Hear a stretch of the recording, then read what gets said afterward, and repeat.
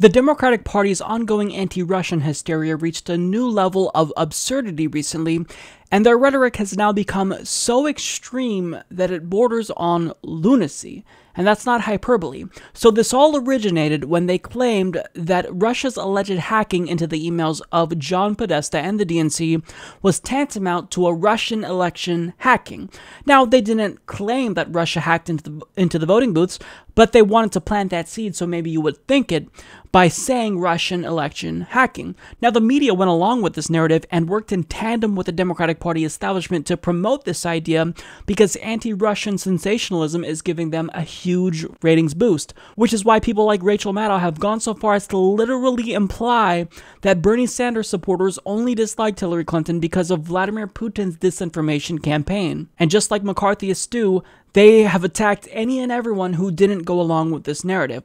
So I've been called a Kremlin shill because I don't buy into this narrative, because God forbid they show us at least one shred of evidence.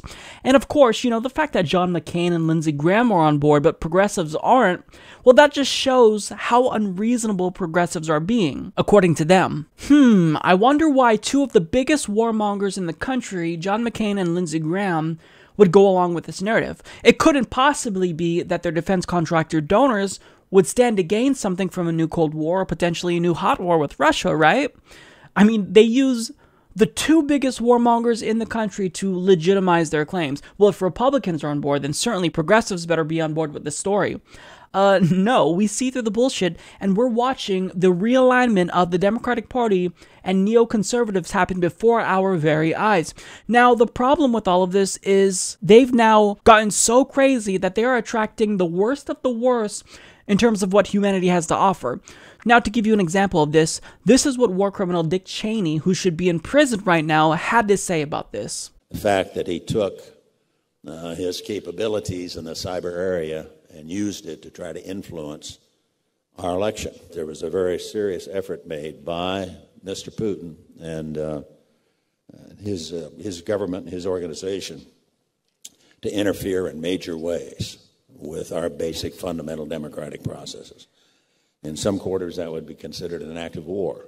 Now, Dick Cheney is referring to this as an act of war for a very specific reason. You don't call something an act of war unless you believe that we should actually respond militarily. And I shouldn't have to explain to you what this war criminal's intentions are. He committed crimes against humanity.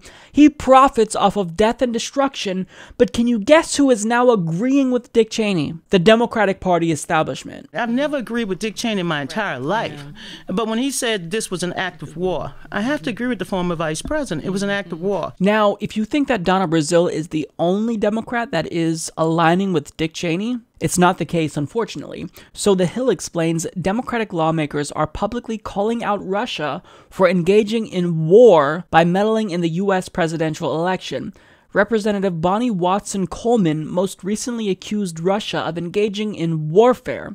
I think this attack that we've experienced is a form of war on our fundamental democratic principles, Coleman said during a hearing this week at the House Homeland Security Committee. I actually think that their engagement was an act of war, an act of hybrid warfare, and I think that's why the American people should be concerned about it, said Representative Jackie Speer of California. This past election, our country was attacked. We were attacked by Russia, said Representative Eric Swalwell of California. I see this as an opportunity for everyone on this committee, Republicans and Democrats, to not look in the rear view window, but to look forward and do everything we can to make sure that our country never again allows a foreign adversary to attack us.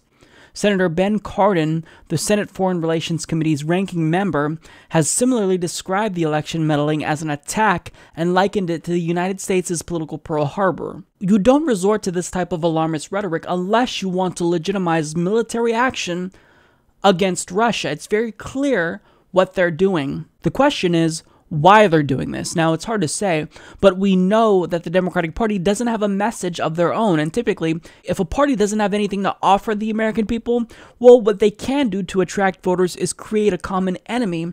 That way they can promise to take on that enemy during the next election. And politicians employ this strategy because it works. Look at it now. Look how many people are buying into this false narrative, and they're able to generate support this way without actually having to come up with a message and offer policy policies to voters, and nothing cultivates patriotism more than a foreign threat. So, I mean, this Russian hysteria is a political ploy to just win over the American public. That's all it is, and the media is working in tandem with them to push this narrative because nothing drives up ratings more than a major threat or potentially a war with another country. So, they're literally willing to risk a nuclear war, presumably because they just want to play politics. And even if you give them that everything they're alleging is true, if we can determine that it was Russia that hacked into the DNC and John Podesta, which we have yet to see the evidence for, is that really worth risking a war over? I mean, do we really need to escalate tensions between the United States and Russia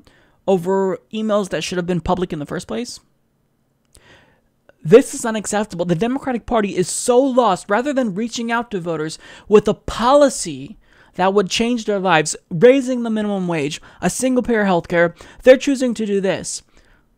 This is what they're choosing to do. They are so loathsome right now. I get so outraged anytime I hear about this. It's so frustrating. If Russia hacked you, then Russia wouldn't have had any impact on the election if you hadn't screwed over Bernie Sanders supporters in the first place. So by saying that Russia rigged the election, you're inadvertently admitting that you rigged the election, because what was it that Russia released? They released information that the DNC violated its own charter to sabotage Bernie Sanders.